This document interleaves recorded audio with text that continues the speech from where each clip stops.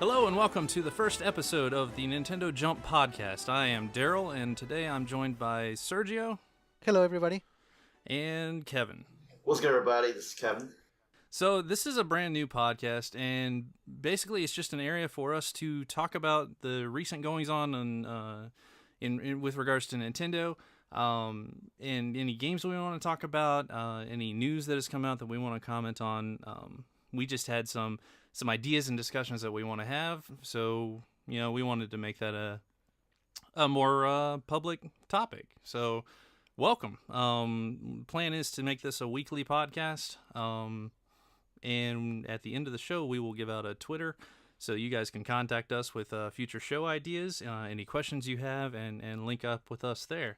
So, without further ado, for our very first episode, we have just come out of the deluge of information from E3, so that makes it a really fun topic, but I don't really want to treat this as like a news podcast. I don't really want to go bit by bit on exactly what was shown or what you would have already watched, right? So we would just want to kind of hit on a couple topics each, to discuss it more in depth and just have a conversation. So Sergio, why don't you kick us off? Sure. And one of the, I guess, for the highlights in retrospect from me from this past E3 was Super Mario Party, which is coming for the Switch in October. The biggest feature and the one that most people wanted was online play, and we're getting some of it. We're not gonna have full online play, not even with friends, for a whole board play. You can only play 5 random mini games, but that's a start. And Nintendo seems to be adding modes and patching their games recently, so who knows, we could see full online mode added eventually. I think it would work for friends. I understand that if you play with random people, they might just quit if they're not doing well. But I think with friends, there should be a mode with online play. Has any of you played a Mario Party game before? I have. I played since the first Mario Party back on 64, and I definitely had some really good moments with my friends and I, just with the couch co-op and being able to laugh at each other or laugh with each other. So it's pretty awesome. Oh yeah, I definitely had the blisters from Mario Party 1 as well. Right. Yeah.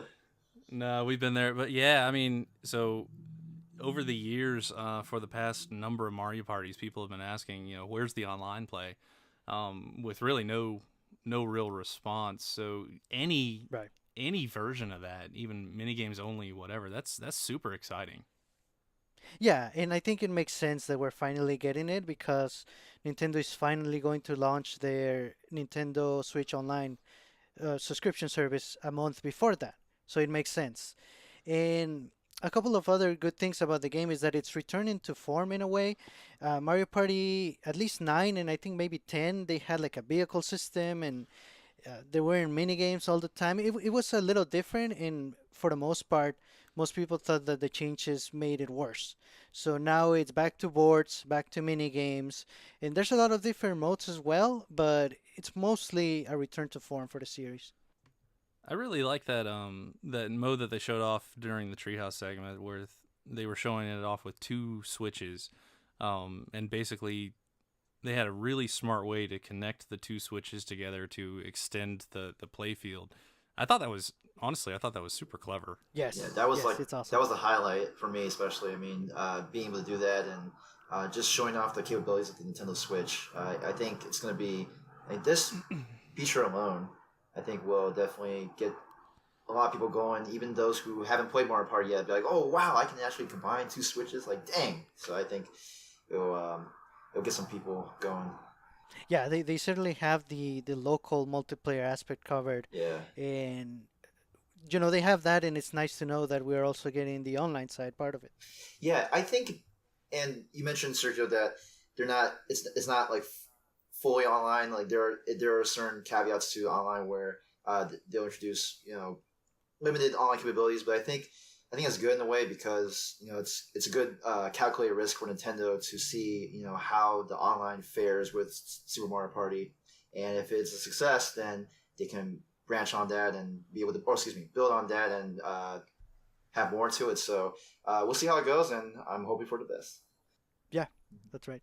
Yeah, for sure. I'm excited.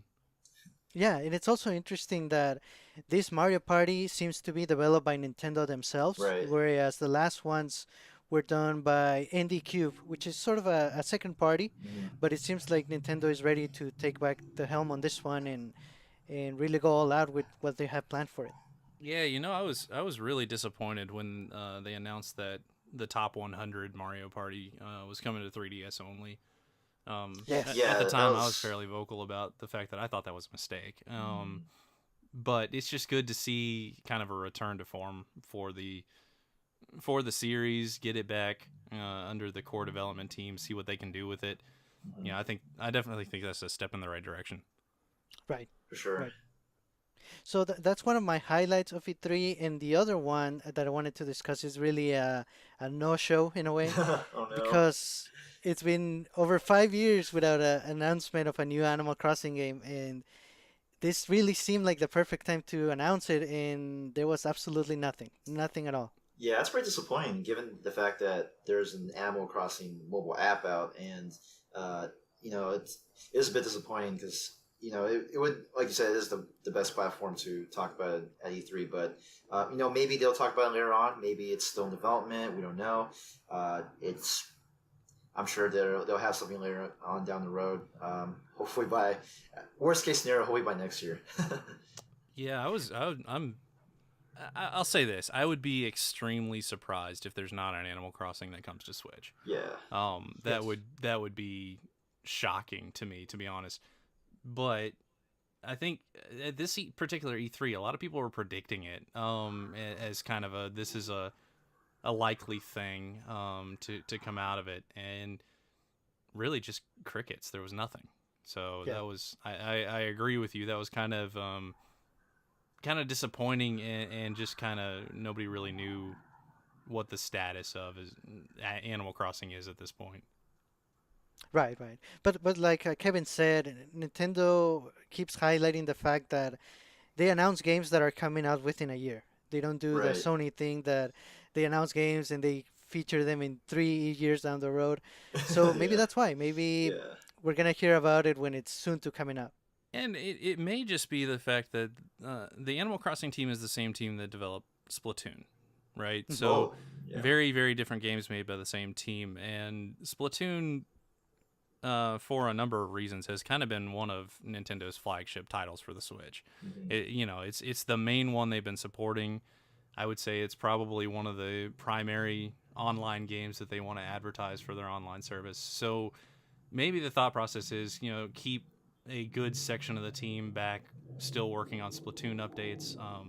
They just recently came out that said they're going to redouble their efforts in updating Splatoon 2 and keeping that Right. ecosystem alive, which Mhm. I'm personally excited about. So Yeah. maybe that's the trade-off, and maybe that's what they're playing at, and then they know whenever they drop Animal Crossing, it's going to be huge. Right. But yeah, I definitely agree with you that was one of the biggest no shows, I would say. Yes. Also with F Zero, which I'm still wishing for. Oh man, I talk about it all the time. I really hope that they can have a new F Zero game. I'm just gonna keep wishing, and hopefully my prayers will be answered. But no, I mean, I think in this situation, Animal Crossing does get higher priority. I think there's more hype for it, and yeah, hopefully they'll have something for us down the road. AKA they better. Yeah. No, that's great. What do you think, Kevin? E3 as a whole. Oh man, I really thought that okay, let's go with platform to platform. I thought Microsoft was pretty well rounded. I'm since that one time where when they first talked about the Xbox One and that whole thing about, oh well, you have to play all your games online, you cannot be offline. Oh, Since that point, they've been constantly doing pretty well, I would say, over the years, and I was always been impressed by how much content they have out and the games, and given my experience going to E3 for a couple years, they've always had a really awesome booth, um, And as for Sony, for Sony's E3 presentation this year, it was a bit awkward to be honest. I felt like the way they were presenting wasn't in the most ideal way, but the games were superb. And actually, I want to get into one of those if you don't mind. One of my topics for E3 is it's called Ghost of Tsushima. So it is a third-person action adventure game centered around the time back in Japan where they're fighting against the Mongols. And oh my gosh, I cannot begin to tell you how good the game looks. Oh, like the trees and the way, like just all the physics behind, the way things move, the grass and the lush, the forest and the buildings, and like it literally is like playing a movie. And I'm pretty hyped for this game. Made by Sucker Punch Productions, who made Sly Cooper, which is a cartoony platform thief game back in the day. Actually, an underrated game. I liked the Sly Cooper series. Yeah, me too. I wish it were talked about. Excuse me. I wish it were talked a lot more, but all good. And then they also made Infamous, which I played on the PS3, and Infamous Second Son on PS4, which was pretty awesome. And yeah, it's just being able to watch. Okay, so there's this one scene in the gameplay video they showed on E3 where the main character, Jin Sakai, he's going against his comrade Masako, and it's just this like very cinematic scene where you see a lot of like the red leaves just pretty much pervading all throughout the garden, and it's like they're falling like rain. And I think it's a nice contrast because compared to, like when you see in certain scenes of like, Japanese anime where you see cherry blossoms or, it's very, that's like a very peaceful thing. But in contrast, you have these red leaves, which is a visual metaphor for what the story is about and the theme of battles and blood. And I just thought it was a really nice touch. And, some of the gameplay, if you were to see it, like it's really nice, very fluid. Reminds me of Uncharted in a way. Uncharted, one of the best series ever. And I'm just so excited. There is no release date yet. I'm hoping that it could be released later this year, or next year. Hopefully this year. And yeah, it's a Sony conference, so you've got no guarantee for the next. That's 3 true. years. Yeah, I'm always saying this year because I heard some rumors saying that there might it possibly be this year, but yeah, you're right. We don't know, but all I know is that it looks really good, and I am super excited for this game to come out. Yeah, sounds awesome. Yeah, it is really nice, very visual, but I feel kind of bad because I haven't played my PS4 in a while, and I'm like, oh no, got the Switch, but I still have my PS4, and I'm looking to play back some of my games. I still have Uncharted: The Lost Legacy to play, but anyway, I'm going to switch topics back to Nintendo. Got Fire Emblem, Three Houses. Oh man, I'm a big Fire Emblem fan. Oh, excuse me. Well, besides the Fire Emblem Warriors game, which I did not get, I had to skip that one due to my backlog. It was actually pretty good. Is it? It was not bad, to be honest. Like, it wasn't, to me, it doesn't compare to Hyrule Warriors. Okay. Just in that genre. It had some things that it was doing, I'll say, even better than Hyrule Warriors was, but just for a number of reasons, it didn't quite stack up. But it was still a fun game. What was the best thing you liked about Fire Emblem Warriors? That kind of game is kind of I call it kind of the junk food of gaming, because sometimes it's just nice to sit back. It's a real hack and slash. You're running around killing thousands of dudes and taking keeps and advancing in kind of a crazy nonsense map, and that's just kind of fun to me. I don't know. I see what you mean. Yeah, it's like it's just if you just want to chill, relax, and just beat a lot of people. I mean, it's one of those kind of games, and I could see the enjoying factor behind it. But I guess for me, unfortunately, I did skip that one, but I'm a big fan of the original formula for Fire Emblem, the turn-based tactics strategy type of game. And, seeing the trailer that Nintendo brought out, it just seemed like the prototypical, teaching old dog new tricks. New tricks being when you're fighting against, the opposition, you have like a whole army behind you, and it has that sort of like the Advance Wars touch. Like it's just you see like Dude, that looks so it cool. was super awesome. I literally jumped out and I'm like, holy, like, oh my gosh! I was like, oh man. And then I was wondering when is it coming out? And spring 2019 is not too far away. Well, I guess it is, but in my mind, I'm willing to wait. We still have quite a number of games coming out this year, so I think it'll be a good time. And I'm curious if they take that game in like the same route that they did with Fates and split it up into multiple games. I kind of hope they don't. Right. Yeah. Oh, yeah. I feel like Fates was very, very lopsided in its pacing because they did that. I thought the concept was very cool, and just a little bit of the execution wasn't perfect for me. Yeah, I know what you mean. But hopefully they can make this up with the new release for on the Switch. And those are my two topics. So got a PS4 game and got Fire Emblem. So there we go. Nice. Yeah, good choices. Thanks. I got to go with and I can't believe you guys left it for me. I got to go with Starlink Battle for Atlas. I thought it was reveal. Sorry. I just thought it was a good one for you because I know you talked about it for a bit. You pre-ordered it, and I was like, all right, I'm sure Daryl's gonna choose this one, so I'm gonna leave it. For Yeah, I appreciate it. No, that reveal was probably the most shocking moment. Because for anybody who has not seen it, all four of you, Star Fox is actually being included in that game with a customizable R-wing. Yeah, that's awesome. And the works, and the bundle for the Switch actually includes. So again, for anybody who doesn't know, Starlink is a kind of a Toys to Life style game. Looks like it has more gameplay in the base than most of the Toys to Life type games do. Yes. But it comes with a base pack that comes with a fighter jet and a little pilot and a few customizable weapons that you can click out in and out seamlessly in the game.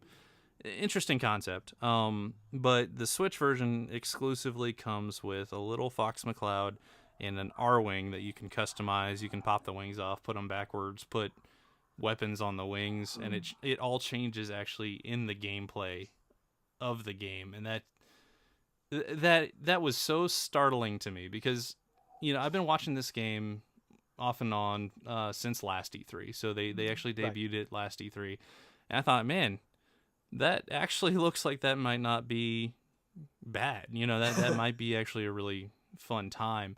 And then they started showing it this year, and they're showing some of the fly from a planet's surface out into a star system to another planet pretty seamlessly, and that's kind of giving you the No Man's Sky vibes, but in a good way. Right. And that's all looking pretty cool. And then they show this little cutscene, and they do a sound effect that I thought at the time I did not even consider the possibility of a crossover here. I thought that it was just an homage, and they did the really classic Fox voice from the Super Nintendo Star Fox game, the ba-da-ba-da-ba-da, in that little cutscene. I was like, huh, that's funny. They're paying a little bit of homage, and then he actually shows up. Like, it's like, whoa. To me, that was the drop the mic. This is an awesome little crossover. Ubisoft and Nintendo, best friends for life. That's it. So that said, about the actual game, this either looks like the game is going to be absolutely incredible, or it's going to be an overpriced 6 out of 10 game, and I cannot tell, and I don't care. It looks funny. So, as Kevin mentioned, I did pre-order it. I do want that little plastic R-wing, so help me. And I'm sure I'll talk about it on this. We'll see how it is. It certainly looks intriguing what they've shown off so far. So yeah, that's my soapbox. You guys, what did you guys think about that reveal? Yeah, I thought it was awesome. I'm trying to buy only one game a month, and as much as I want Super Mario Party, I think for October I'm gonna go with Starlink. I like how for Fox he has his own backstory relating to Wolf O'Donnell, his rival in the Star Fox series, and you can actually play the whole game as Fox. And voice acted by him. So they went all out with the crossover. Yeah, I thought it was Yeah, just that's what nice. actually made me go out for the pre-order. As soon as they said you can play the whole game as Fox, I'm like, add to cart. No, it's Yeah, nice. that I was a think fantastic reveal. that's awesome. Yeah, I think you definitely did justice with what you said about it, and for Ubisoft to work really well with Nintendo, I mean, it's this is not the only game that they've done together. I mean, you got Mario and Rabbids Kingdom Battle. I mean, that's obviously a big success for both sides, and I think it's just great that they have this collaboration. So Yeah, I think it's extremely positive what these two companies are doing. And honestly, I just hope it continues. For better or worse, whatever they Yeah. do, I don't know. Put Link in Assassin's Creed. Who cares? yo, Let's go. I would like that. That seems like that would feel really odd to play, but whatever. Sign me up. Yeah. Yeah. Then the other thing I want to talk about. So, if you haven't noticed, we're saving Smash for its own separate topic because it almost seemed like Nintendo did as well. Oh right. Yeah. Yeah. But the other thing I wanted to talk about was I feel like this E3 got met with some very good responses and some kind of lukewarm responses. And I kind of blame the fact that most of the games that were kind of the wow factor games leaked ahead of time. So if nobody had gone into this knowing that Fortnite was coming or knowing that Paladins was coming or Dragon Ball Fighters, anything like that, I think it would have had a bigger, larger impact. But I don't want to criticize Nintendo's show because we knew about it ahead of time. Because honestly, that was an incredible showing of, hey, we've got this and it's available now, and we've got this other game and it's available now as well, and we got this other game Right. coming this fall. So yeah, while I had some issues with the pacing of the presentation overall, I thought that the games that they actually did show were very solid. And having actually put in some time with both Fortnite and Paladins, those games are actually really good ports. They run really well and they're super fun to play. So, I came out of that thinking, man, that's actually pretty strong overall. If it was, dampened slightly by the leaks. Right. Um, Right. Yeah. I think I agree. And also with touching on Smash, I mean, the fact that they showed 25 minutes of just Smash and everything about it, the characters and all that, I thought it was pretty awesome because, it really does show that they're trying to hit this out the park and everyone's been waiting for this game.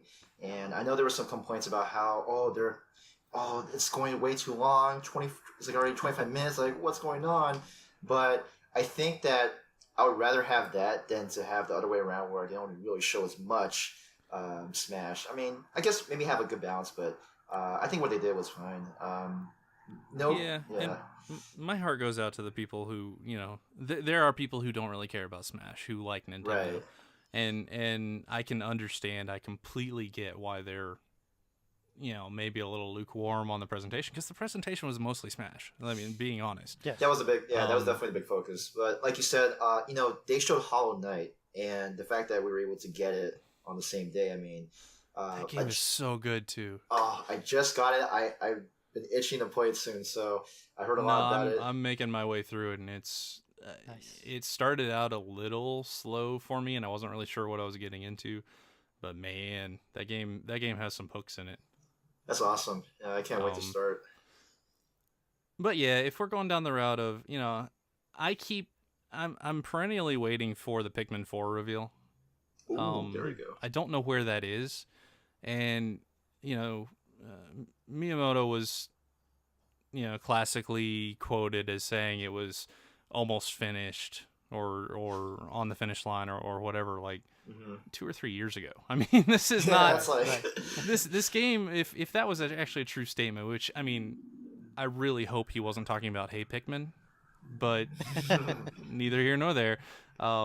We've been kind of, biting our nails for this game, and I know a lot of people are liking it, and it's been my prediction for the past several Nintendo Directs. So the fact that that's still missing is kind of weighing on me, but overall, I really liked what they showed off. I think that they've got some really good games coming. One in particular, Killer Queen Black, Yes. looks very interesting. Awesome. For anybody who hasn't heard about that previously Killer Queen was a 10-man arcade cabinet, and that was the only way you could play it. Was you had to find a physical standing 5 versus 5 arcade cabinet, and it's a competitive game. Kind of looks reminiscent of a more modern version of Joust, if you ever played that. It looks fascinating and like a good time. So they're bringing this really, really niche game to the Switch with online play, and that I think that's going to be a surprise hit. Yes. So that I think that kind of wraps it up for the general topics, and now it's time to actually divulge into Smash Brothers. So yeah, here we go. I get why they spent so much time on it. This is the game that is going to sell the online subscription. Period. Hard stop. Pretty much, yeah. Smash is going to do it. So there are other benefits to having it, but let's be real, Smash is going to sell it. So they have to come out of the gates. You have all this speculation of, is this game a port? Is it a new game? What are they going to do with it? There's no information. They dropped the bomb on us with the last Direct without any information, and people were going crazy. Yes. So I think they kind of got backed into a corner where they had to show off what the game's design is. They had to show off, this is our goal, this is what we're trying to do. And speaking honestly, it does look a lot like Smash 4. Smash for 3DS and Smash Wii U. It does. It's developed, they actually have developed in a brand new engine. I'm in the camp that I don't think it's a direct port in any way. I actually think you can make the statement that it's a direct port of Smash 64 or Melee or Brawl, just as easily as you could for Smash for Wii U. It's kind of an iterative genre anyway. Right. But I do think that they really needed to come out and control the story that, no, this is not a port of Smash Wii U. This is a new game. These are the things we have changed. This is why it's not a port. And I think they had a little bit of a chip on their shoulder to show that. I think they were very effective showing that at the possible expense of some other time that they could have used in other ways. Right. Yeah, I just to build on what you said, I really did like the fact that they showed a lot more of they analyzed the game quite a bit more, especially in the Nintendo Treehouse. There's I think 8 parts.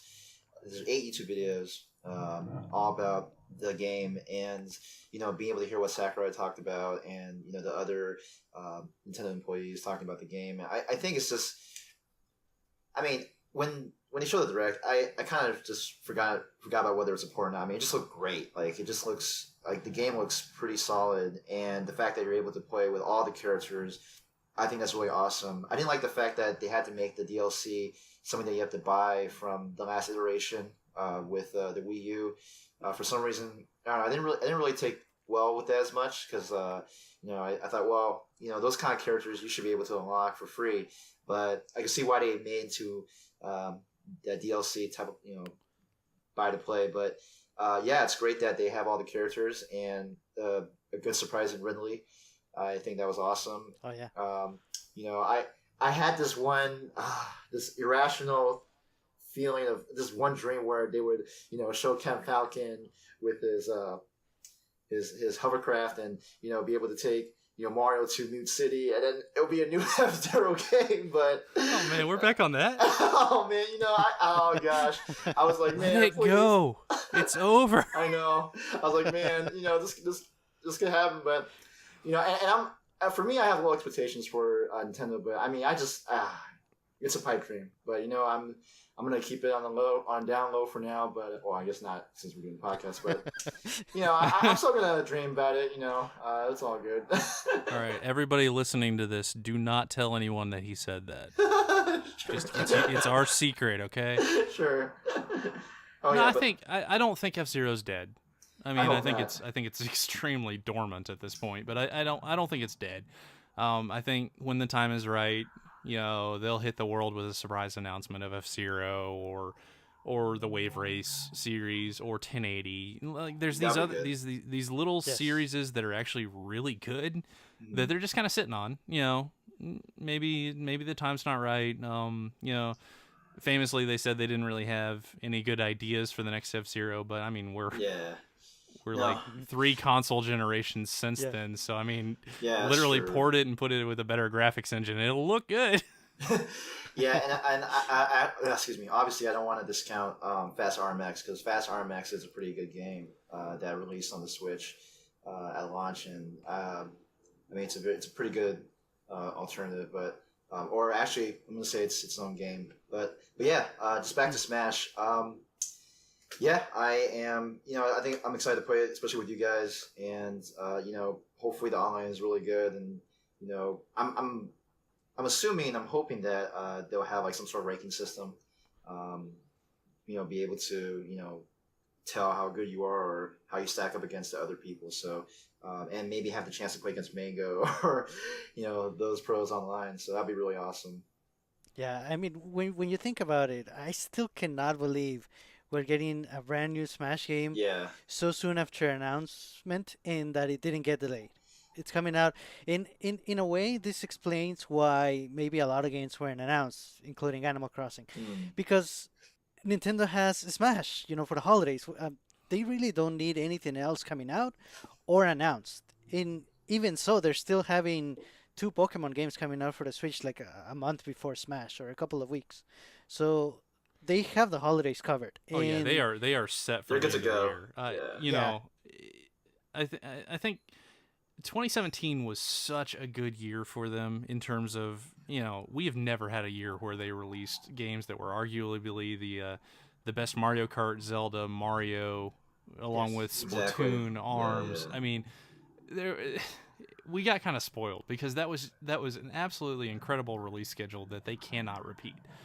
yeah, So when 2018 started for the first few months, it was a little slow, admittedly, um, and even still, I feel like there's too many games on Switch for me to personally play them all. My eShop wish list has like 20 games on it at this point. And I'm Oh I'm man, looking at it going, man, that's like $400 minimum. I can't do that. it's a good problem to Um, have. It's a good problem to have. yeah. So I have not at all felt a drought. There's stuff out there no, no. that you will like if you want to find it, and Mhm. that's pretty much it. You're not gonna get a brand new Breath of the Wild or something every year. You're just not. No. No. But yeah, to your point, uh, between Pokemon and Smash, like Nintendo's already going to the bank with those. They just are. Yeah. And I do expect the online to be good. I think it has to, Oh especially yeah. since we're gonna be paying for it now. Yeah. Well, I mean, Yeah, I hope so. compared to the other ones like Xbox Live and PS Plus, it's relatively cheap, and hopefully Right. we'll get some awesome games from the pretty much blast from the past to play. I would like to play Super Mario Bros. 3, which is one of my favorite games of all time. And yeah, Nice. it'll be yeah. I really like that game. It was actually one of my. It's a favorite of mine because when I was a little kid, being able to play that game. I didn't even know what a desert was. I didn't even know what ice was, or why things are so giant and why do the hills have eyes. And well, I mean they don't in real life, but but I mean just being introduced into that sort of world where I'm just this plumber, this guy just jumping around and being able to explore and seeing all these things and an angry sun. Like, why is the sun so angry? I better not look at it. So um, anyway, Yeah, I remember the first time I dropped through that white block and then went behind the barrier to find the whistle. Yeah. oh That was yeah, a magical moment. I remember that. I, that I, was a I good one. remember that feeling completely. Yeah, it's pretty awesome. I actually still have it back at home, and its own little box. So I Yeah. haven't played in a while, but Um. So let's. I wanna talk a little bit about the actual gameplay changes to Smash Brothers. sure. Um. As somebody, I have, full disclosure, don't hate me. I have played tournament Smash Brothers since 64, Hmm. through Melee, through Brawl, through Wii U.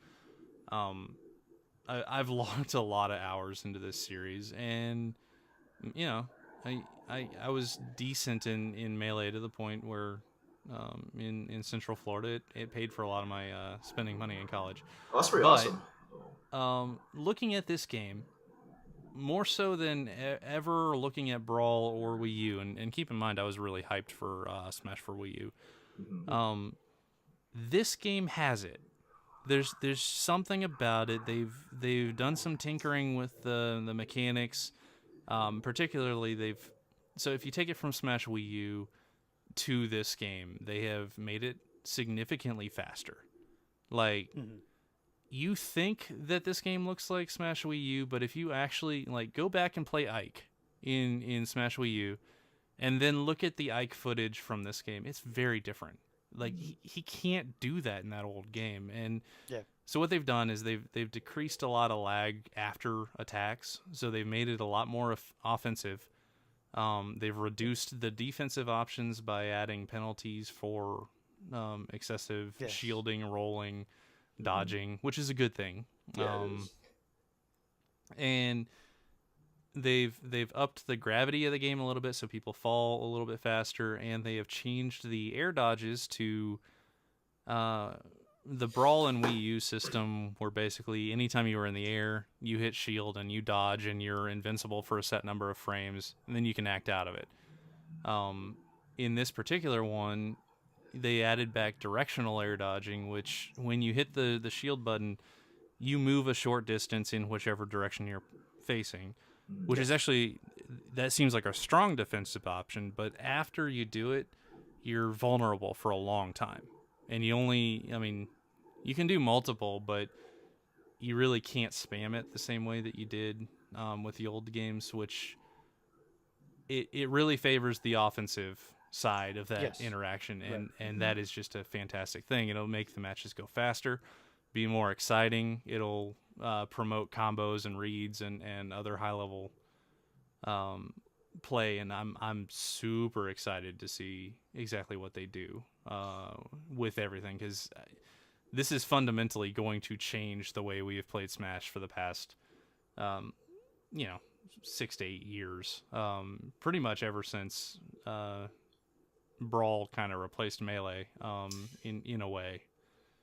This game is exciting to the sense that I haven't really felt since something like Melee.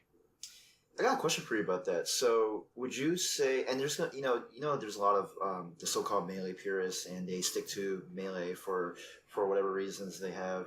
Do you think that this iteration of Smash will finally convince them to move on from melee, or and also is the pace and speed? Do you feel like it's very similar to melee? What are your thoughts on that?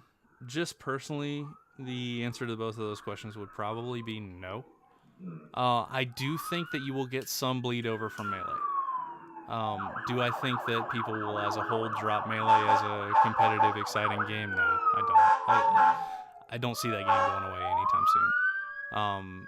But you get some comments after the direct about Armada saying that this game is exciting to him. He had some concerning areas, but he said, hey, this game looks like it could be really good. And Armada is one of the best Melee players in the world, Oh yeah. Yeah. so This page, man. that's very exciting, because if they give it a shot, and if it is decently balanced, a fun game to play, rewards offensive play, is fun to watch, I think you could definitely see some bleed over. Hmm. Is it as fast or frenetic really as Melee? No. Okay. The movement options have been toned down slightly. So Melee has some different type of movement options, like you can air dodge into the ground and slide a little ways and then act immediately after it. Oh, that's true. That kind of thing is very important to that metagame, and you cannot do Right. that currently in Smash Ultimate. But what Smash Ultimate does that actually is pretty cool and Melee does not, is you can do any action, and literally any attack, any direction attack, straight out of a dash. So you Yes. can run all the way across the Very good. stage, turn around and up smash, or turn around and do up an A, or do any attack that you want out of that. And that's something that no Smash game has had so far. Yeah. Hmm. That is going to be extremely fun to play. So it's kind of a give and take. I don't think it's as fast as Melee, but I don't think it's crazy far behind. Fair enough. Right, and it doesn't need to be per se. I understand. The purists are gonna stick with melee, especially as long as they don't add wave dashing to ultimate, and it doesn't seem like they want to, and that's okay. Hmm. But I think it's a balance. It's getting a lot better, a lot more offensive, and a lot more competitive, but still allowing most people, even casual gamers, to pick it up and have a fun time. I think it's the best way to go at it. And like I said, I still cannot believe that we're gonna be playing and competing in one in just months. It's crazy. I'm ridiculously excited for that game. The one thing I do want to say that it's something that they've never done before, and I say the Smash community collectively has been asking for years at this point, is just a toggle to turn the hazards on stages off. So some stages are actually really, really cool, but then they have these cars that fly by and kill you at very early percentages, and it's not at all skill based really. And there's a place for that. That's fun. Hmm. I love it, but if you or have the ability to turn those off, what that does is it basically just increases the number of potentially tournament legal stages to a Yes. crazy number. And as somebody who does play these games for fun, has also played these games in the tournament capacity, I love just having the option. Sometimes you want to play with hazards on, have a good time, put items on, and make it a crazy crazy game. And Smash Yep. is perfect at that. Sometimes you want to turn those off. You want to have a serious one-on-one battle with somebody to, really prove who's the best or whatever. Yeah. And you have that option. To me, the best part of the Super Smash Brothers series, um, pretty much throughout my gaming life with the series, has been the fact that you can kind of make your own rule sets with it. Like you can have honor matches, Yes. Right. Yes. hey, everybody play as Captain Falcon and stand down in this cave, and we all try to kill each other, but you're bouncing around in this cave, and it's stupid. That's a legitimately fun playstyle, and these games are so flexible that they let you do it, and you're actually encouraged to kind of play around with the rules. Right. And to me, Yeah. that is the magic of the series, is that you have all these known characters that roughly feel like what the characters feel like, with a few small quibbles in there, but Link for the most part feels like how you would imagine Link would play in this game. Yeah. And you have him beating the crap out of Yoshi with giant walking crabs from Pikmin walking around and trying to kill you both. I mean, it's an insane game. It's made to be insane. It's also made to be extremely competitive. This one looks like it might strike the best balance, particularly since Melee. It looks like it might be doing some things even better than Melee or any of the ones before. And to me, that's super exciting. Yeah. So I'll be there come December. I'm taking the day off of work. I will play all day, and Yes. that'll be that. Yeah, I'm gonna do that too. I mean, it's just way too big to miss. And with my group of friends, they're really big on Smash, especially Melee, and I'm sure, and some of them have Switches too, so they're definitely very excited for this new iteration of Smash. And to add to your point, there, like I think Smash is one of those gateway games. One of those gateway fighting games that is very accessible, and why so many people love it. It's right. It is one of those games where you play as your favorite character from Nintendo, and be able to duke out against another one, and it's just, and you also learn about other characters from other games. And I thought that was it's a very strong point, especially from Smash 64, where it's like, oh wow, there's Pikachu, and oh, who's Ness? Like, where's Ness from? And then Yeah. later on in Melee, you find out about Marth and Roy. It's like, whoa, Fire Emblem, what? I gotta check it out. So that's actually how I found out about Fire Emblem, is from Melee. So Yeah, same. yeah, and it's just the Smash series itself is just one of the most important game series of our time, and it's unbelievable to imagine how big it's gotten, from it being from mainly being this grassroots movement to making it such a big competitive scene, and now we have this new Smash game coming out. I think it's just phenomenal, and it's a great movement, and man, it's gonna do really well. I'm hoping it does really well. So Yeah. How'd you guys feel about we're watching the initial video and they start, yeah, I'll say they started kind of slow. They were like, "Hey, we're gonna tell you what Smash is about," and they had a little joke there, and that was cute. yeah. But then they started, "Hey, we're gonna show you all the characters that are in this, and we're gonna put a number on when they join the series, and hey, here's Mario," and I'm sitting there going, "Okay, where are you going?" But I think the really big one was Snake shows up, Yeah, that and was as soon as huge. Snake shows up, that's the Yeah. I didn't realize Konami still cared about video games, so this is hype. And then the words come across the screen. Everyone is here. What you guys think about that? Oh, I thought it was awesome.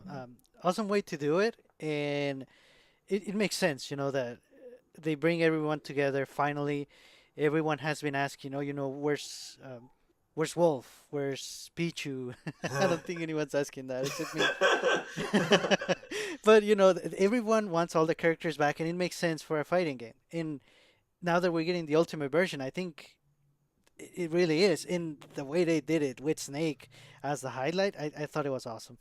I think it's a good way to incorporate history, as a link to the past, to be able to showcase all the characters and which came first, and just a bit of their process of how they introduce the characters, and then to add Ridley at the very end. It's just I thought it was a Something really somebody's been asking for since Melee. Yes. I mean, yeah. Right. yeah, the debate of Ridley is too big has been that's probably going on a decade now. I mean, that conversation has been had thousands of times by tens of thousands of people, and he's finally here.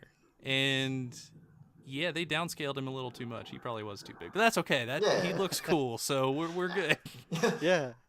No, I think it's. I mean, ideally, if he were a little bigger, it'd be good. But I mean, can't really complain. It's the fact that he's there is cool, and yeah, man, this game is going to be amazing. I can't wait. Yeah. Can't wait. Oh, man. If I could have one more wish, just one more, and really make it the ultimate game, is if they could add Smash Run on the Switch version and hopefully with online play. I'm gonna get it Oh. regardless, but if I could get that, man, that would be so That awesome. would be awesome. That mode was actually a lot of fun. Like Yeah. I had a few friends playing the 3DS version when it came out, and we actually played that, at a fairly competitive level, and it was a super fun Yeah. mode. I actually really enjoyed Smash Run. Mm.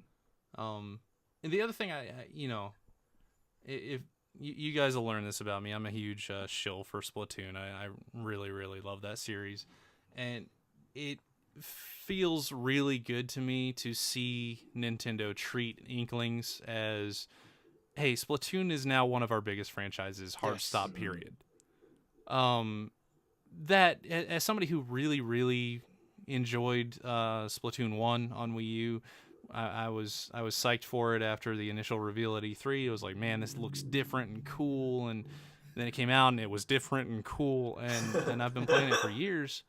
Like, to see them get embraced so much that they are currently in Mario Kart.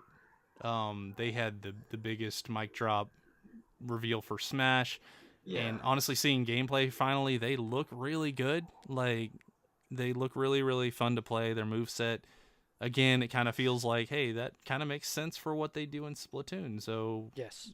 that's a pretty natural progression while feeling so much different than the rest of the characters in the game. I love what they're doing for Splatoon. And that's really exciting for me to see. But yeah, that's pretty much what I got. Any final closing comments on E3 or Smash before we move on? No, not for now. I think we pretty much covered a good chunk of it. But yeah, I'm great. Let's move on. All right. So we wanted to kind of end the show just with a little quick discussion on what we've been playing currently. We definitely wanted to get the news out of the way first, but now we can kind of go around the room and talk a little bit about the games that we're currently playing. We think you should play or not play, as the situation may be. So Kevin, you want to kick us off? Hell yeah, man. So I got one game I've been playing. One game in particular. I've been hyped for it for a long time. Can I guess what game that is? You just might. Go for it. What is that game? What is that game? I think you have been playing Pokemon Quest. What? Whoa, how'd you get it? Oh, man. Nah, I'm talking about Aces, man. Mario Tennis Aces. That is the game that I've been playing. I played a lot over the weekend. Especially with the online tourney and just getting acclimated with the characters. Right. Mario Tennis Aces is an arcadey tennis game. Mario Tennis itself is a series that has been around for a while, and yeah, it's just been really fun playing against different kinds of people, and just having fun with the trick shots, the zone moves, and all that. So, have you guys been playing a lot? I'm sure you guys have, right? Sergio, you picked this up. Yes, and I played the demo, which was like a couple of weeks ago that it happened. And by then, the zone shots and the trick shots and all that, it hadn't fully clicked just yet. Mm-hmm. But having played more of the full game and a little bit of the adventure mode, it's finally clicked, and it's a lot of fun. The more I play, the more I like it. I'm not as good and as competitive, but I'm still having a lot of fun, and even without online play. So there's a lot to be had here. Yeah, dude, I lost a weekend to that demo when it came out. Like, Oh man, yeah. I kind of couldn't believe it, just how good it felt. And I say that Mario Tennis games have always played really well. Yeah. Just the gameplay, they have really nailed it over the years, and they've done some variations on it. Like the 3DS and the Wii U game had these chance shots that kind of told you what shot to use. There's been certain little variations on it, but throughout the entire time, Camelot knows how to make a good tennis game. A fun tennis game that is decently realistic while also being absolutely ridiculous. And that's fun to me. It's a great series. So when I was looking at this game, I was looking mainly at what they changed, which were, instead of these chance shots, which that almost felt a little flowcharty to me by the end. It's the game's kind of telling you what shots to pick, and unless you're just trying to mind game somebody, that's the optimal route. Mm-hmm. They've replaced those with just this star shot that powers up each of your different types of swings in kind of an equal way, and you can just choose. And to me, that's easily a positive move. And they've also added, as you guys have said, they've also added trick shots and zone shots, which what they've done is they've made Mario Tennis a meter-based, almost a fighting game, which is crazy. It doesn't really feel like it works, but then you play it, and it kind of does feel like it works with a few small quibbles, where the more you charge your shots before you actually swing, the more energy you get, and then you use your energy to either slow down time to get to the ball that's zooming past you, or to do these super powerful shots, or to the trick shots are kind of separate from that. But trick shots, you hit the right stick in a direction, or you double tap the X button, and you do this crazy flip move all the way across the court and get to something that you should never have been able to get to. Right. It spices it up just enough, and it makes it just enough fun for me. I think it's perfect. I think the idea there is really, really, really strong. And if you do not like the extra bells and whistles and you want to go back to the same tennis game pretty much you've been playing since Mario Tennis 64, you can also do that. So there's a simple mode that turns all that off, and it reverts it back to normal simple tennis.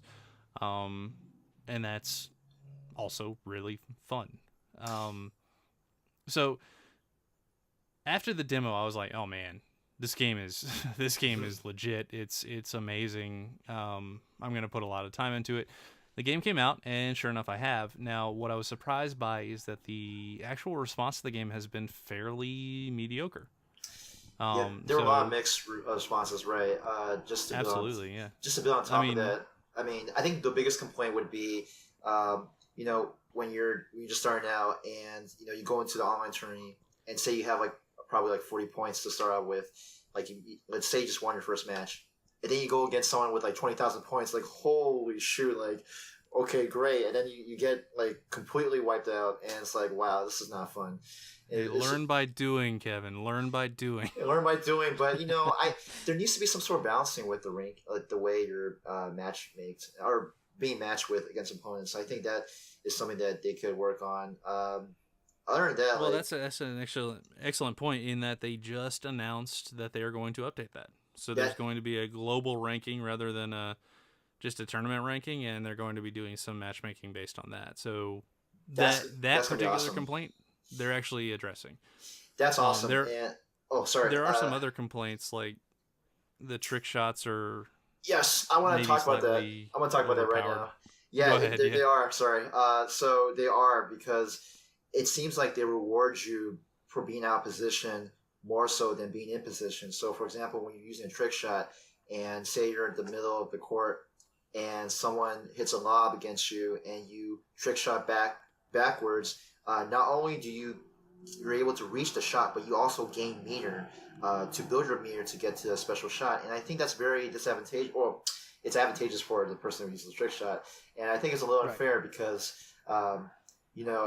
it doesn't reward people it rewards people who are more out of position than in position. And I feel like if you don't gain, I think if they can just not have it so that you don't gain meter from the trick shot, I think it would be a lot more balanced.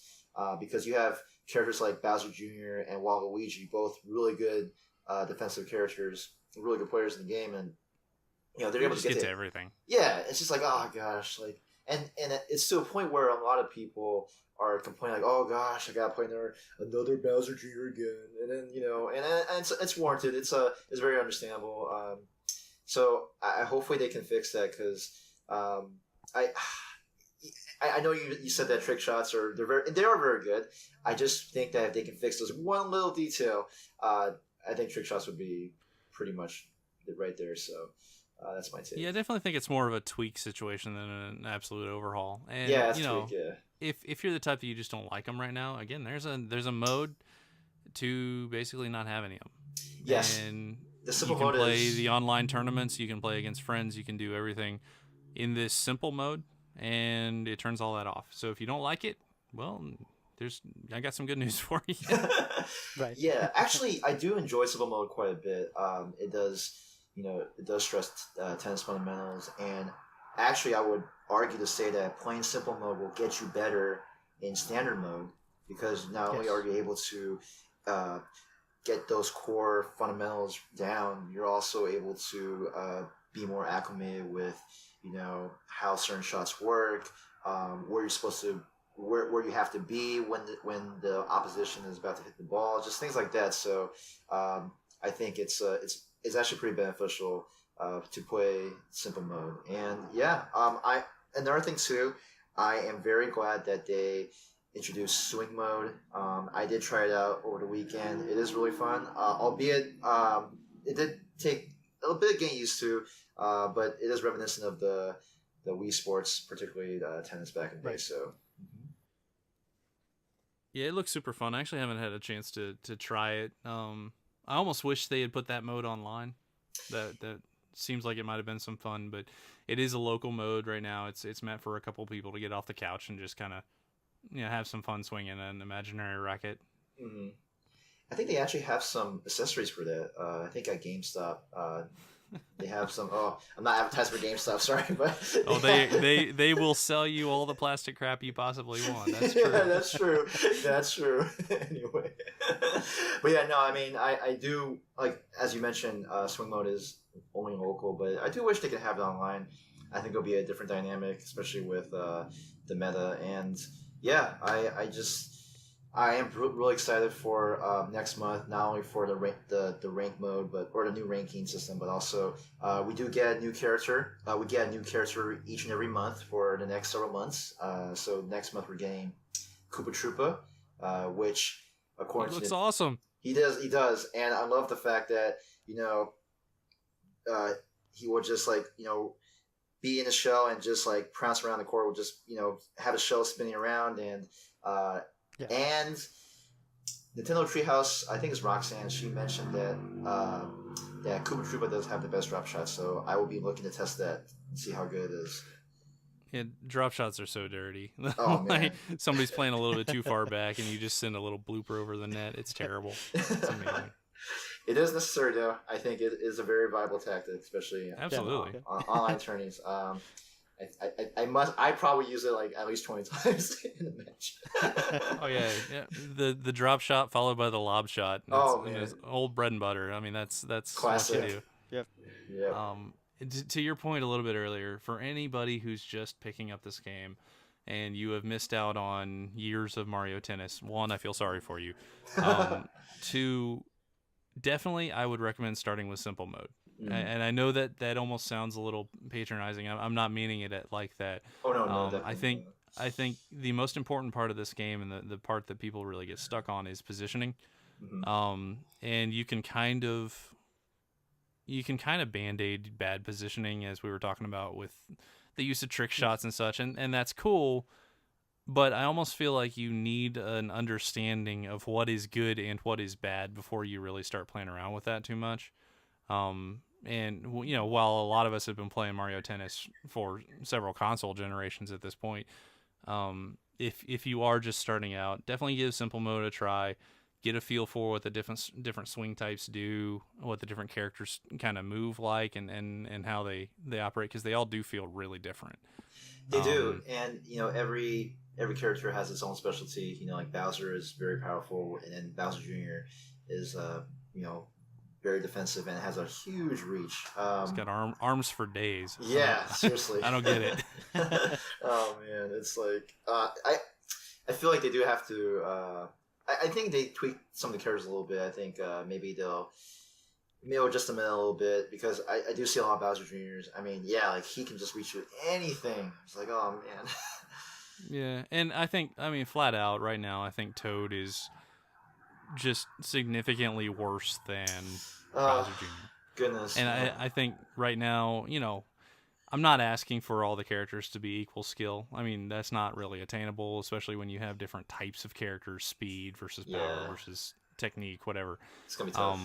But it should be, you should at least give them like a fighting chance of some sort, Yeah, I mean, it really is all about character balancing. I mean, obviously you don't want to see like a two-man show where it's just Bowser Jr. and Waluigi all the time, or actually maybe three. Chain Chomp is very very good, but yeah, it's. I mean, I guess as someone who's played tennis for a while, and it's just tennis and Mario Tennis, real sport, but it's just really fun to have a gateway tennis game. I love that word, gateway. Just having something that can introduce people not only to Mario Tennis but also to the sport, and like it's an important thing to have.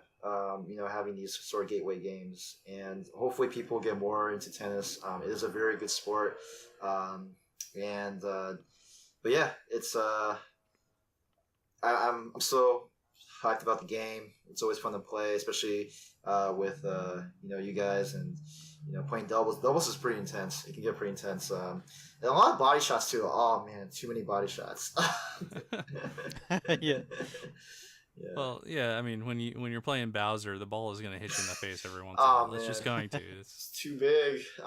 But no, it's all good fun. All I really wanted from this game was a decent core Mario Tennis game, which I knew they would deliver, and a decent experience to play with friends, both offline and online. And it has delivered on those two promises in spades. Like, in those ways, I have very, very few complaints about this game. Yeah, Right, right. but So and yeah, that was my real requirement for the game, especially since like the last iteration of Mario Tennis Ultra Smash on the Wii U didn't even have online friend play. Like yeah, that was that was disappointing. just that was one of the more disappointing things I can remember in terms of Nintendo's online strategy or Right. at the time lack thereof. Hmm.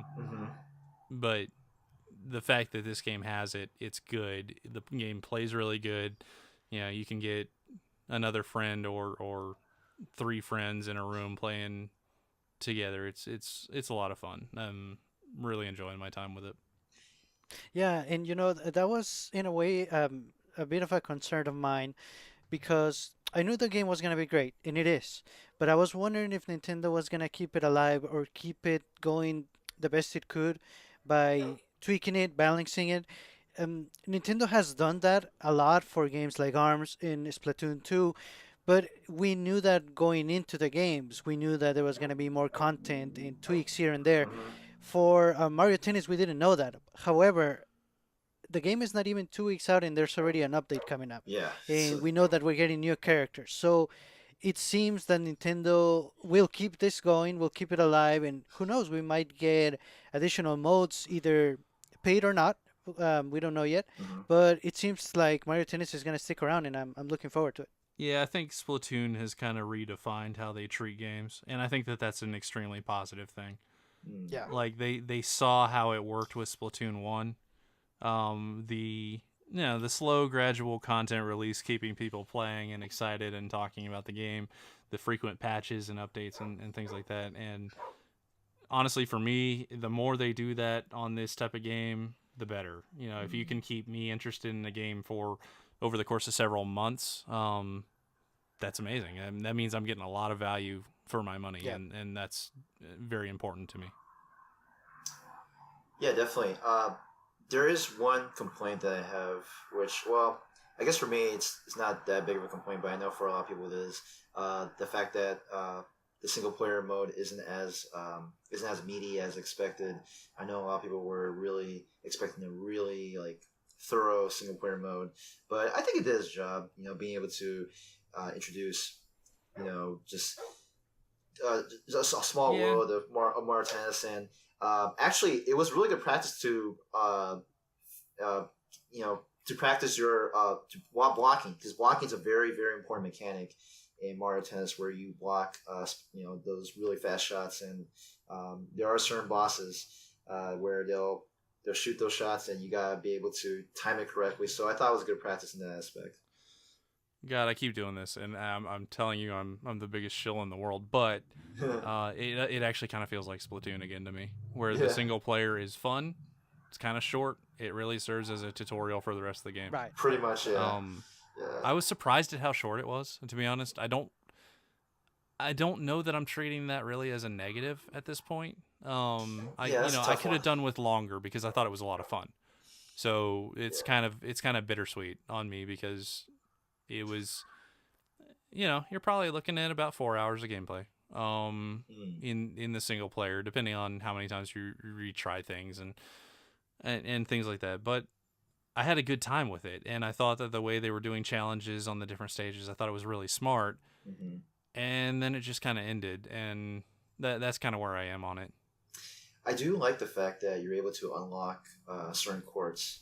There's one with the mirrors in Boo's mansion. There's also um, the grass one with the piranha plants. Those are pretty nice and fun to play, especially in doubles. Um, Oh yeah, Yeah. so I think it was a nice touch. I just wish that they would do more with the racket levels, because when you're going through single player, you're able to get new rackets and you're able to level up. But I thought that maybe there was a way to incorporate that somewhat into online multiplayer. Maybe you can use different rackets, but I think that it might have gone way too complicated. So I'm sure I think that was an intentional move just to keep those things in single player. But it yeah. would be nice to have somewhat of a parity in terms of different rackets and um, It'd be interesting if they did it kind of the Mario Kart way, where right, you can right, pick your character and then you can kind of customize them, not you know not really to where this racket is definitively better than this one, right, right. but I want to play Slightly. Bowser with I want to play Bowser, but I want to make him slightly faster. but Yeah, maybe his power isn't as good or something like like they maybe could have done that with the rackets. mhm. Yeah. I mean, that would Yeah. that maybe that's an update. Maybe that'll be a future update, and we'll see how it goes. But I think for now, they're um, I do wish that well, I know that some people they have high expectations for the game, but I do hope that maybe some of them can have lower expectations because it's to be honest, it's a pretty solid game, and I know there's some things that they could work on, but I'm just hoping that I think if we have a bit lower expectations in terms of for Mario Tennis, like I think it will be a more pleasant experience because I have seen the Reddit posts, I have seen people complaining about little things, and I guess this is always going to happen. There's always going to be a little nitpicking here and there, but I think the fact that there are certain things that are minor that people nitpick, I think that just shows that Mario Tennis Aces is a good game. So, Well, you get the equal number of Mario Tennis was pushed out too quick, and then Mario right, Tennis is a lot of fun. It's just like it's like it's kind of being lost in the noise of Reddit as is. yeah, Yeah. can't please everybody. Yeah, I try not to get sucked into it, but yeah, no, it's I encourage everyone to pick it up or try it on someone else's Switch and see how you like it. For me, it's a pretty awesome series or in general and Mario Tennis Aces. I mean, it's all good fun and I think to me it has the potential to be as good as a Splatoon 2 in terms of the multiplayer and having that sort of fun. But yeah, I mean that's. Oh man, I can't wait for next month for a new update. Yeah, I'm excited about it. Yeah. Sergio, you got any closing comments on anything else you wanted to talk about? Well, I've been playing a rhythm game that just came out for the Switch actually this week. It's Oh, called Musings, Ooh. and I'm thinking I'm gonna do a solo show on that one. But bottom line, it's like DJ Max. Those games where you just push buttons to the beat of the music, yeah. and it's okay, but um, the genres are a little limited, Mm, and although it has different backgrounds for different types of music, they're a little repetitive and they're all bundled together. I see. Um, Comparing it to another rhythm game by the same company called Super Beat Sonic, I think right off the bat that one is better. But I think I'm gonna do a comparison and really go into detail. But yeah, it's fun if you like that type of music, mostly Japanese lyrics and even Vocaloids type of thing. Ooh, there we go. Yeah. Yeah, I also want to touch on something I've been playing, which you'll hear me talk about this in the future, so I'm going to keep it really really short, hopefully. But this past week, I dropped a really surprising amount of time in the new demo that was released for Octopath Traveler. Oh yes, that Um, is a good one. Now the Yes. demo is capped at 3 hours per your save file. So you play it for 3 hours, and then it tells you kind of friendly, hey, you played it for 3 hours. Check out the full game. Please stop playing this. Yeah. That said, I kind of restarted it like 3 times. Nice. And tried the different characters. The way it's set up, there's 8 separate characters. They all have their own intertwining, well, not really intertwining stories. They all have their own adventures, reason they set out. Mm, And then you basically pick one. You're going around the map. You solve their dilemma at the time, learn their backstory, get Yeah. their quest, and you set out. And at least in the demo, in the full game, it won't be restricted to areas and such. And I assume, if you really liked that character and you just wanted to continue their story by themselves, you probably could. In the demo, you really couldn't go to any areas beyond the starting. So the really best way to keep playing was to just kind of walk around the map and go find the other characters. And when you do, then you get to play their little story, and then they join you, and you get a new party. Um, this is probably, and I'm trying to be careful to not over exaggerate it. This is probably the most excited I have ever been for an RPG. Ooh, that's a bold statement because there have been a lot of good RPGs out there, but I would have to agree with you, to be honest, because just the versatility and just the variety of characters that are in the game. And I myself have restarted the game once just to play with other characters, and so I know what you mean. But there is one question I have for you about this game.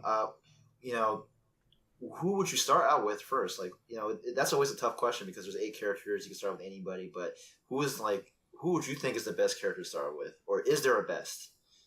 Well, no, and plainly, you start out with the one you like, Right. and it doesn't seem to punish you or really, really force you in any direction. You start out with whoever you think it looks cool, and you can have all the characters in your party, and you can play all their backstories in a single play, so you don't even have to have the fear of missing out type. It's just whoever you want to start with. Um, the way I look at it, there's two best options for me personally. Mm. One of them is the cleric person whose name is Ophelia. Right. She starts in the upper right. And the reason I would choose her is because if you look at the map, starting with her and going clockwise, the names of the characters all spell out Octopath. So she's Oh. the first O, Ophelia. And if you start with her and you go clockwise around the map and meet all the others, you meet them in, I guess, name Clockwise. chronological order, which is like the stupidest reason ever, but No, it's legit. I think it's a good reason. canonically that feels like the place to start for that reason. Oh man. The other one I like is the merchant character whose name Yes. is Tressa. I start with that character. Yeah. I really like how her story frames the others' story, because she is kind of, I think she's really well written for one. She's kind of this optimistic but not naive character, which is not something that you see all that often. Right. Like, she has a positive outlook on the world, but she kind of understands that it's not Hmm. The all prettiest thing, rainbows yeah. and lollipops, right? But her story is, hey, there's something out on the horizon. I'm gonna go chase it. So if you frame the entire story through her, I actually think it makes a lot of sense, because all the other characters have, like, stories of like revenge, or stories of, hey, I want to go find this missing book, or Right. I need to go yeah. light these fires, or I need to etc. Right? She is the only one that's just like, I want to travel. So from a story point of view, I think she's the one I'm going to start with, just because framing the rest of the characters' stories as she's just kind of the tag along with them is really fun. I don't know. I like the way that fits. No, I agree. I started with Tressa as well, and worked my way from there. But there is one story that I am particularly, well, I don't want to say fond of, but I thought was just very, very interesting. Oh, I guess I'll say fond of Primrose, especially from the first demo. Yes. I thought that some of the tones that they use with her, and how she became this dancer, and she's kind of a slave to her master. I thought it's a very interesting take, because usually in Nintendo games you don't really have those dark tones in the story. It was very adult. It was very Like, adult, yeah. It was surprisingly dark and adult flavored, and I don't know. I was kind of like you. That's kind of a breath of fresh air to me. It is, yeah. I don't know that I've seen that or expected that at all from this game. Yeah, and I really appreciate it. And it's like, it was interesting because I have one of my friends who she also has a Switch, and she, for some reason, she got really turned off. I was like, oh my gosh, how could they have this in the game? Like, what? I was like, well, I mean, it's a pretty interesting take though, because And I mean, it's not egregious. I would definitely not- put it no, in the no. PG-13 era. it definitely Which, Yes, more right. the game is PG-13. rated teen, so if you take the rating for what it actually means, I think that works. I think that's exactly where it should be. Yeah, I think it's appropriate. But yeah, Primrose is definitely a breath of fresh air, and I was like, wow, this is like, man, they have this kind of character, dang. Because I mean, I know that like Ulbrich is like, he has this very, for me, it seems like somewhat of a generic story where he has to find the person who killed. Yeah. Here and there, and it's His just, blade is unbending, though. oh yeah, that's true. But I think just like you said, Tressa, her story, and how she's just, it's just it's just very, very simple, and wants to explore the world, but still realizes that things aren't always what they seem, and then having a story like Primrose, I think it's a nice touch. So with that being said, I hope, I can't wait for this game, and yeah. 2 weeks. 2 weeks, man. There we go. Yeah, it's gonna Yeah, be awesome. I definitely. So for anybody listening to this, I definitely recommend. There's a free demo out there. Yes, must You will play. get your money's worth on it. I promise, or I'll personally pay you back on it. Yeah. It's kind of an old school pixelated RPG by the same company. Hmm. Well, it's from Square Enix, but it's the same little group within Square Enix development group that made the Bravely series on Yes. 3DS, which it had its own critics and such for a number of design decisions that they made, but it was honestly a very good RPG. This particular one looks like there's there's 8 different characters. They're all 8 characters that kind of feel familiar from standard tropes, but have their own spin on it, and they're Right. all coexisting in this world with their own stories. And you've got the charm of that, plus the battle system is actually really good. Like Yes. Yes, it is. among the best ones I've ever played. The other one that comes to mind is actually the Bravely Default battle system. So I mean, Mm. it's very much in line with what the studio can do. Speaking of the It's studio, flashy. It looks awesome. I can't. I will be talking about this game a lot because as is going into it, if the game delivers on the promises it makes, it's going to be a very strong contender for my 2018 Game of the Year. Yes. you know, Yes. yeah.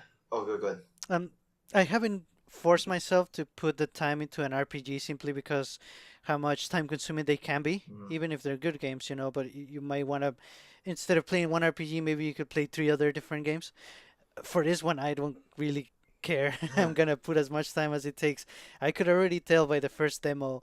The stories are great. The Mhm. battle system just clicks and it flows beautifully and works really well. The stories are great. The atmosphere with the graphics and the music. This is gonna be an amazing Yeah, experience. you've never seen a game that looks like this. No, Like it's just one of its just what kind. they've done with the Unreal Engine and the pixelated graphics. Nothing's ever looked like this. Everything should look like this because it's fantastic. Yes. Speaking of fantastic, I really like the way they were very willing to take constructive feedback from the first demo. I thought that was really nice. I know that there are probably other games who do that, but the fact that they're willing to put that out there and say, "Hey, like, please try our demo and please let us know what we could do to make it better."